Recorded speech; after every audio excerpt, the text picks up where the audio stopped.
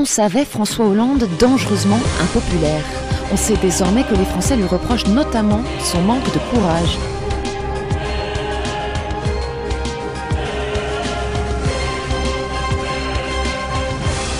De l'effort, de l'initiative, de l'entreprise, de la diversité. Une France de la sécurité pour tous, une France de la justice, où l'argent sera remis à sa place, qui est celle d'un serviteur et non d'un maître. Reconstruisons un capitalisme où les banques feront leur métier.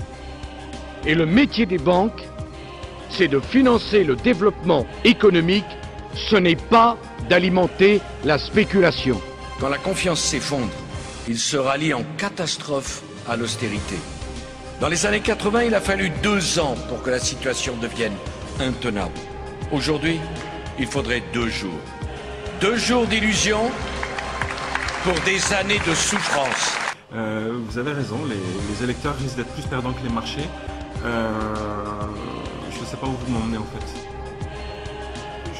Je propose un quatrième cas. L'irruption du peuple sur la scène de l'histoire. Hier à Paris... La prise de la Bastille. Pardon ? La prise de la Bastille numéro 2.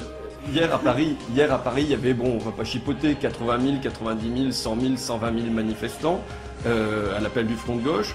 Si, comme en 1936, on avait une élection qui s'était suivie de mouvements de masse, de manifestations, de grèves... Qu'est-ce qui se passe ? Qu'est-ce qui se passe en Europe ? Là, je crois que c'est le gros coup d'angoisse.